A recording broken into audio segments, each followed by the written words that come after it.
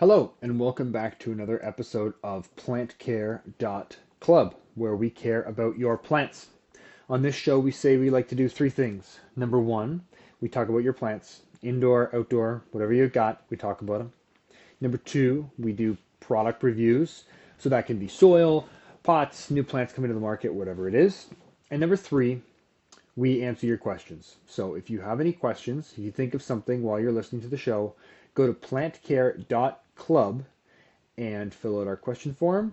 We'll either reply to you over email or we will answer it on a following episode.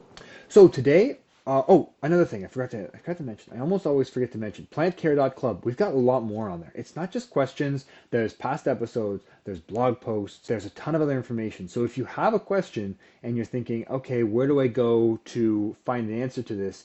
Head over there. Just go into the search tab and search your keyword or your question altogether. Maybe we have something already on there that can help you out. Okay, so today I want to talk about something that I did not think was controversial at all, but apparently it is controversial. So that is watering and how to water your plants. And when I started to do some research on this, I saw that there are like two different tribes of this, where some people say you should only bottom water. Bottom watering is the way to go. And some people say you should only top water your plants. So we want to tackle this, and I don't want to make anyone upset, but I'm going to approach this like we approach all of our other questions. So my name is Fred, and I have about 6 years of experience as a commercial greenhouse grower. We sell plants across Ontario, Canada, and all the way through the United States. We also have a nursery in Homestead, Florida, where we grow plants, and we sell them as well through Canada and the United States. So what we try to do is we take the experience that we have growing plants commercially and for some of the retailers that you might buy them from, and we explain to you how you can apply those tips and tricks to your own home, to the plants that you actually have there.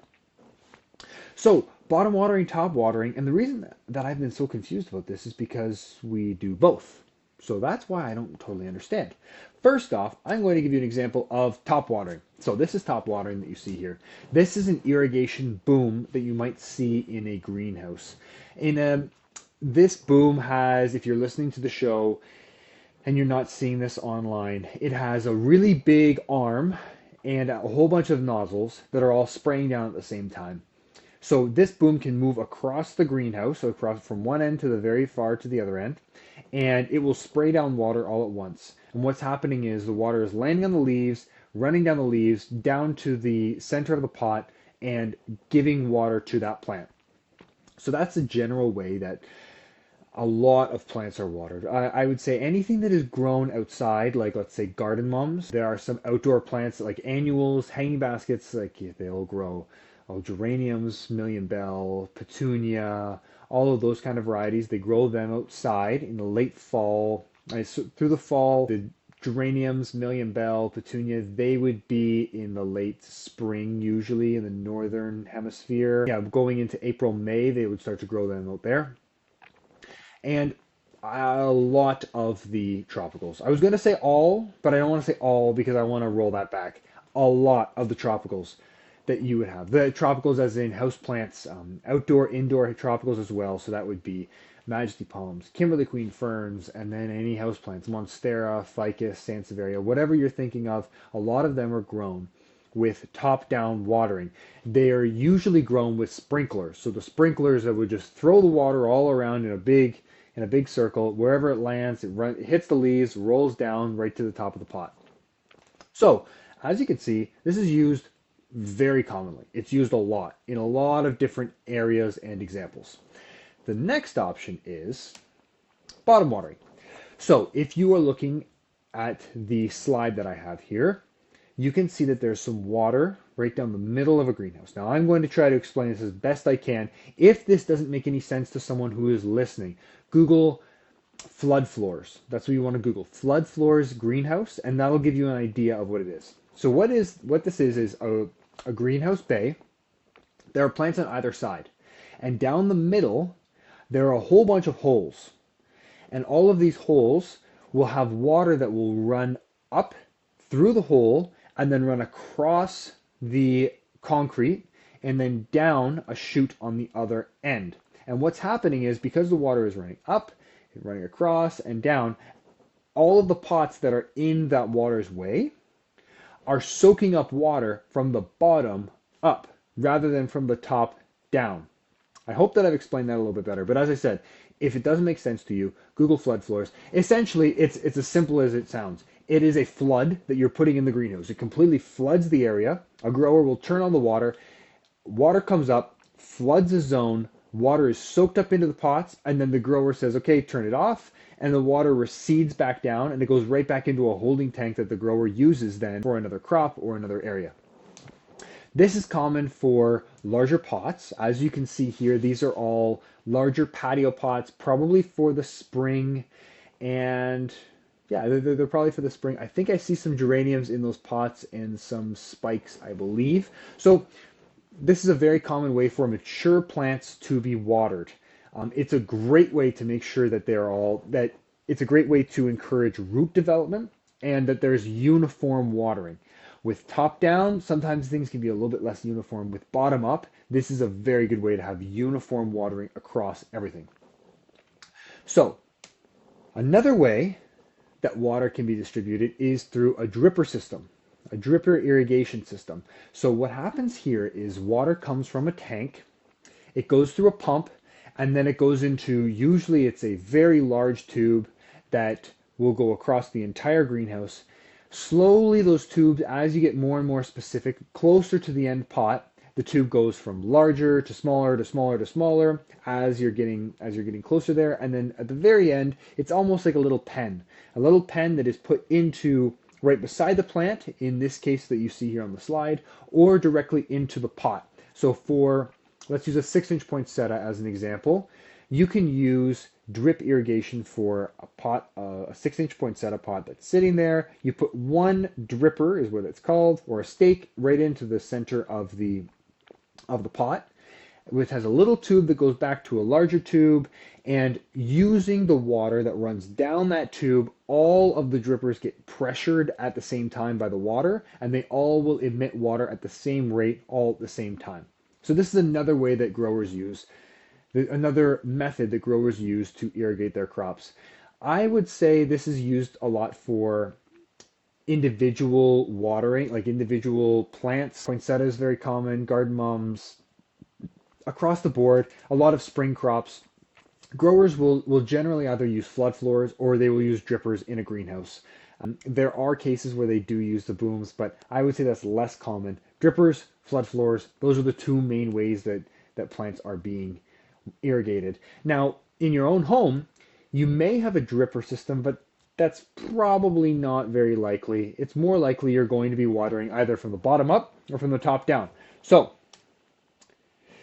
another consideration I want you to make before you jump onto one of these camps and you say, you know what, I am team bottom up or I'm team top down, is the age of the plants. So as you can see right near me here, there's a very small, a young plant. Now this young plant, it is going to need top-down watering. Why is this? Well, let's say you're going to propagate a spider plant in your own home. You've got a spider plant and it has a little baby that's coming off the side, a few roots that you see coming out. Beautiful, great, let's do it, let's have an experiment, let's have some fun with it. Okay, if you take that plant and you put it into a 4-inch pot and you only bottom water it, the root systems are not developed on that plant well enough to reach the bottom of the soil. And therefore, if you don't give that soil enough water, that plant, that little baby plant, might not be able to get any water and therefore will become dehydrated and eventually die. So when you have a brand new baby plant, you likely have to water from the top down. If you're going to propagate anything, I would say, yeah, water from the top down. Once you start to see some roots forming, then you can start to think, okay, I might water from the bottom up once or twice, once a week maybe. Once a week from the top down, once a week from the bottom up. And as you can see all the way over to my right, there's a more mature plant. And with a more mature plant, you can absolutely water from the bottom up. This is because the roots of that plant have reached all the way down to the bottom of the pot, They're running usually right around the bottom ring of the pot, and they can soak up nutrients from there and then throw it up to the actual plant. So before you jump on any bandwagon, you should probably think, okay, there are circumstances when I could use bottom up watering and top down watering. Now, to help us out, I made a little chart here. So with this chart, you can see there are a few different categories here. For anyone that's listening, I want to explain it to you. So the first column of the chart says top watering. The second column says bottom watering. And our first row is going to talk about soaks all of the soil.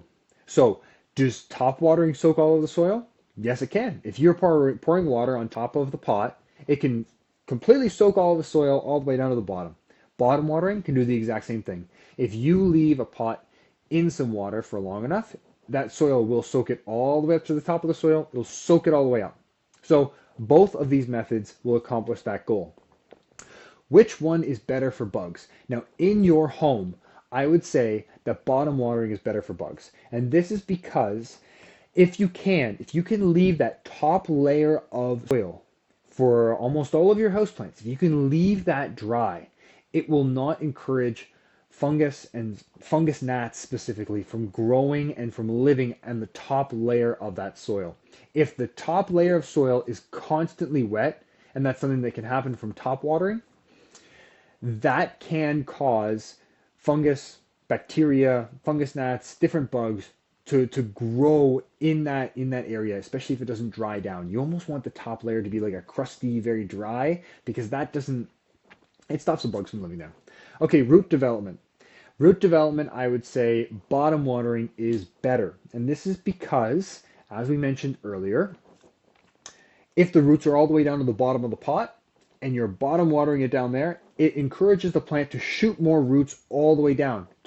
Don't let the plant be lazy. If the plant has some roots at the very top of the soil and you keep giving it water up there, it'll just be lazy. It won't try very hard to go and find more nutrients, to go and find more water. You've got to make it work for it, especially as that plant is growing. You've got to make it work. If you repot a plant, let's say you're going from a 6-inch pot to a 10-inch pot, and you throw it in there, I would say, yeah, absolutely, water from the bottom up, because you're going to encourage that plant to shoot roots all the way down to the bottom. Don't let that plant be lazy. Last, is it easy? Top watering is easier. It's generally easier. You don't have to get a cover pot. You don't have to, take things apart. You just grab your container, you pour some water on top, and you're done. So if you're just looking for something that's easy, go with top watering. At the end of the day, we are sort of splitting hairs here. Okay, so where does it apply? Here's a picture of you can really only top water. That's it. It's going to be the same as a lot of the tropicals that are in Florida or the irrigation booms. You're going to water from the top down. That one's very simple. You might use a hose, you might use a sprinkler, whatever it is. But top watering on your garden makes a lot of sense. That's the easiest way. Now, if you have a small plant that has a cover pot, like the ones that you see here, if you're listening, there's a Sansevieria that's inside of it looks like a 4-inch Sansevieria in a cover pot. I would suggest you take the grower pot out of the cover pot, you pour a little bit of water in the very bottom of your cover, and then you toss the plant back in. I would say that is the best way to water for if you have a cover already.